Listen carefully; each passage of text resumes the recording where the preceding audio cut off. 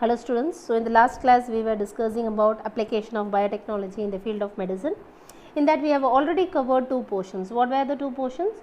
The first one was genetically engineered insulin and the second one was what? Gene therapy, isn't it? So today we are going to discuss about the same continuation, biotechnology in the field of medicine, the third part, that is molecular diagnosis. What do you mean by the term diagnosis? Diagnosis means I am going to find out what disease I am suffering from. I am going to diagnose the disease, okay, what it is. So that one we call it as what? Diagnosis. So what is molecular diagnosis? I am going to diagnose the disease with the help of the presence of some molecules. It can be an RNA, it can be a DNA, it can be protein or glycoprotein. So these molecules are diagnosed for the presence of a particular disease. Then we give it a term molecular diagnosis. So previously many conventional methods were used. Conventional means what? Old methods were used, wherein they are using the urine sample or they are using serum. Serum means what? So blood plasma, you know, blood, okay, it is containing corpuscles, red blood cells, white blood cells and platelets. Along with that you can find the plasma, water part of the blood. So that water content of the blood, in that many enzymes are present. Fibrinogen is also present. Fibrinogen is a protein which is needed for clotting of blood. If the fibrinogen is not there in the plasma, then I call it as what? Serum. What do we call them? Serum. Okay. All the substances are present equivalent to plasma, but they do not have what? Fibrinogen. So that when you take it out, they will not clot, because if fibrinogen is present, then clotting will take place. So these are not clotting. Conventional method, when you are seeing, they are not clotting. Now, this conventional method, what was the problem is that this urine analysis, serum analysis and all, when you are seeing, it took a lot of time, much amount of time, like the disease has started spreading, the pathogen and has attacked mostly, thereafter only they showed that yeah, I was suffering from the disease. By the time it would have spread into my body, the pathogens. But when you are seeing this molecular diagnosis, even if small amount is present, we can diagnose it. Even the pathogen, if it has got entry in the beginning stage itself, we can diagnose the disease and we can treat the disease. What disease? We can confirm and we can start treating the disease. Okay. So that is the advantage of this molecular diagnosis, and that is not possible where in the conventional method, the old methods. Okay. So in this the molecular diagnosis, we are going to discuss about 4 terms. Okay. So what were the 4 terms? What we are going to discuss? 4 topics. One is PCR, second one is rDNA technology, third is enzyme linked immunosorbent assay, and fourth one is stem cells, right? Now, moving on with PCR. So, what is PCR? PCR, like for example, you know what is PCR? PCR is what? Polymerized chain reaction, isn't it? Example is given as cancer. For detecting cancer, the gene, okay, or for detecting HIV, presence of HIV, we can use this method. So, what is the problem with this HIV? You know that HIV I am taking and explaining. HIV, the incubation period is around 5 to 10 years. So, after the disease is entering, the HIV virus has entered into my body, if my immune system is strong, I can fight with that HIV and can control its spread. Okay. After gradually my immune system will become weak. Maybe after 5-10 years, I am coming to know that I have been attacked by HIV since past 5 years. So, this can be diagnosed with the help of PCR. HIV is present or not can be diagnosed with the help of what? PCR, and the result will be more accurate. Why? Listen, blood sample is taken. If I am much immune in the blood, maybe one HIV virus is there. So, when that blood sample is taken, the blood is studied. All my own particles are not touched. They are finding out one foreign particle is there. This foreign particle is taken out. Then this foreign particle DNA they will isolate. What they will isolate? DNA. Immediately after isolating the DNA, they will amplify the DNA. Amplify means what? Make many number of copies. Why? Because if this DNA is taken out and if it is been for some purpose when they are using it, if it is lost, okay, or if it is destroyed, then it's of utter waste, isn't it? So, what they are doing is that they are making many copies of this DNA with the help of what? PCR, polymerized chain reaction. So, many copies of this DNA is got. Now, this DNA is studied. Whether this DNA is coding is equivalent to a viral DNA, or it is equivalent to a bacteria, or it is a fungi. Like that they are studying, and they are finding out which organism it is, and they are detecting what I am suffering from. If it is equivalent to HIV virus, then I can understand that I am suffering from AIDS. Okay. So this is how in PCR they are helping in detecting the disease. By amplifying the foreign particles, the things become more clear, the things become more easy for studying, for treating the disease. Okay. That is number one, which one we call it as what? PCR, polymerase chain reaction. So hope so it's clear. PCR, low concentration of the pathogen, is also detectable because we can amplify them, make number of copies. Okay. So that's why it is PCR. Now the next topic what we are going to discuss is rDNA technology. Now what is rDNA technology, how it is playing a major role? Listen very carefully, again very important. rDNA. Here I am going to introduce a term called as probe. What is it? Probe. So what is a probe? Probe is a RNA or a DNA sequence. What is it? It is an RNA or a DNA sequence, and they are single stranded. How many strands are present? Only single stranded. Okay. So that one we call it as a probe, and this probe is usually complementary. Complementary means what? What base pair is there? Just opposite to that, the base pairs will be there in the probe. Okay. How it is used? Listen carefully how this probe is used. Like for example, a person, I am naming the person as A. Okay. This person is suffering from a disease, genetic defect. Some genetic defect he is suffering from. So I have to find out whether the genetic defect is caused by what. Okay. Most probably this genetic defect, he is suffering from the disease by symptoms. The doctors can analyze what the disease is, but have to confirm whether that is correct or not, isn't it? So for that they can go for this what? rDNA technology. What they are going to do? Listen carefully. From this person the cell is taken out. From one of the cell is enough. From that cell the nucleus is taken out. From the nucleus the DNA is taken out. You know what is DNA? It is a double stranded structure, isn't it? That DNA is taken out, and this DNA, when you are seeing, contain how many chromosomes in this? The whole DNA, if you are seeing the chromatin fibers, 46 chromosomes are present, isn't it? So by just seeing the symptoms, we can make out in which chromosome there is a defect. Whether there is a defect or not, I have to confirm. So maybe for example in the 19th chromosome there was a defect, because there is a gene which is coding for that enzyme. That enzyme is not produced, because of which this person is suffering from this disease. So that gene is properly working or not. To find out that one, we can go for diagnosing the same. Okay, I am taking out only the chromosome. Which chromosome? The 19th chromosome. Okay, the 19th chromosome is taken. There the DNA is present. Okay, in that there is a particular gene which is coding for that enzyme, and it is present or not, we are going to see. Okay.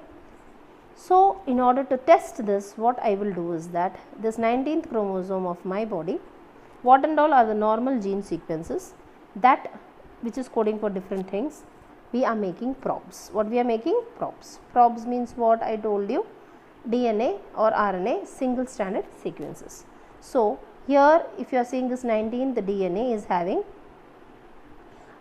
this DNA is dissolved. Okay, and one of the strand is being digested, only one strand is kept. Okay, so from this one strand they are having sequences, isn't it? So like for example they are having A, G, T, C, C, A, G, A, T, like that sequences are present.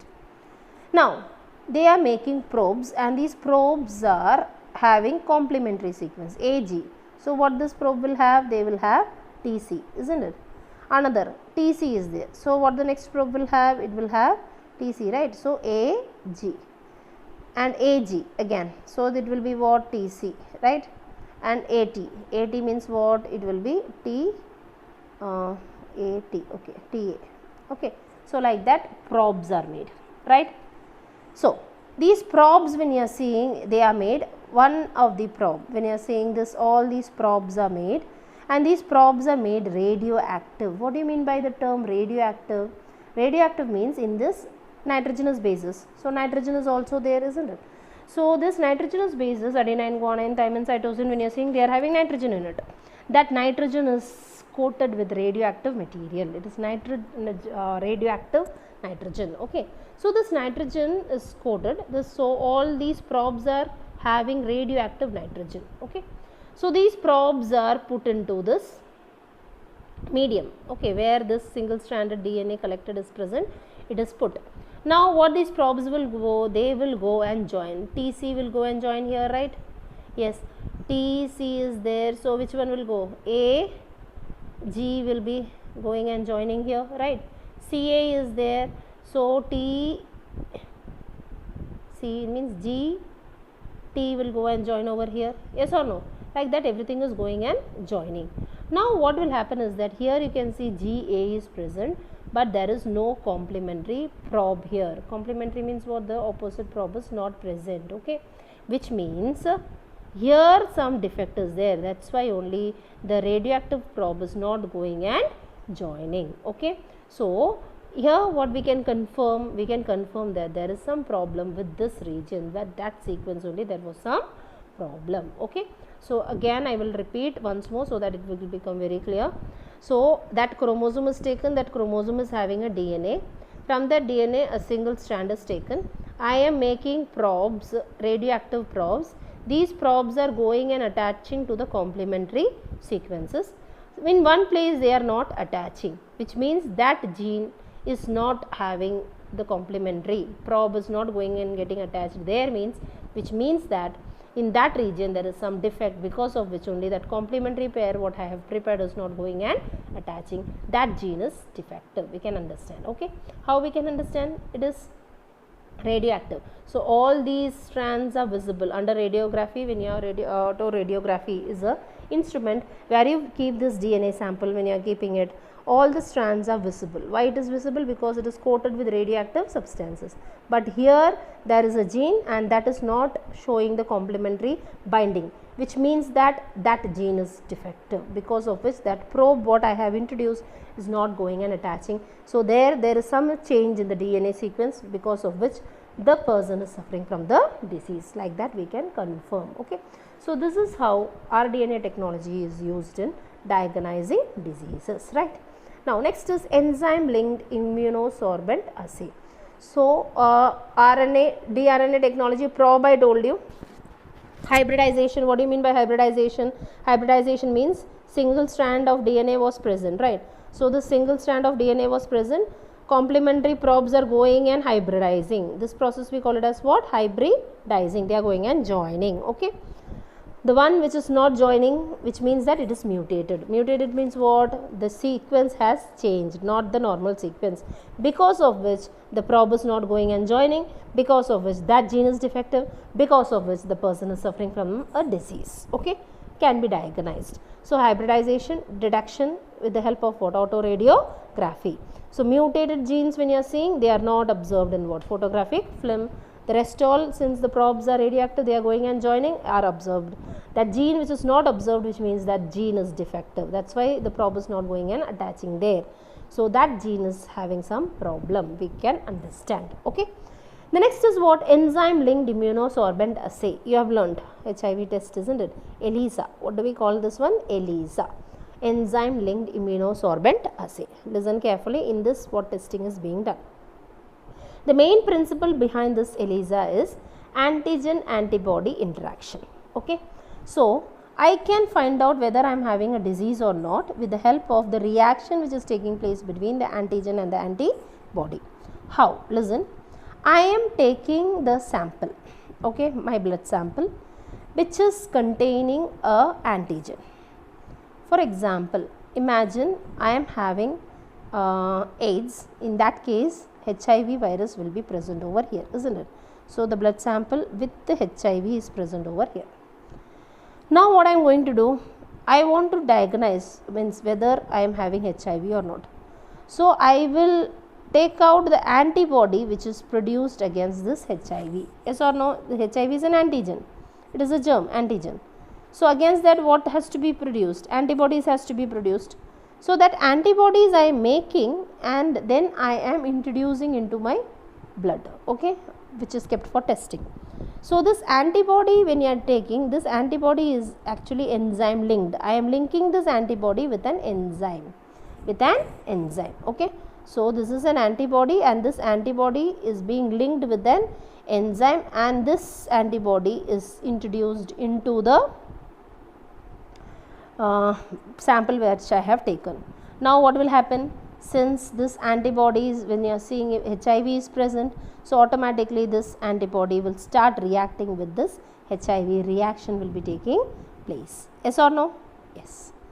So if this antibody is introduced and nothing is happening, which means that no interaction is taking place, which means that the pathogen is not there, I am not suffering from the disease. But if this antibody is introduced and some reaction is taking place, how can I identify if the reaction is taking place or not? Because I have linked it with an enzyme. What this enzyme will do is that they will convert one of the substrate means what? One of the protein which is present here into a product, some other form. When the interaction is taking place, some substances are converted into some other substances. So the substance which is present, we call it as substrate. What do we call them? Substrate.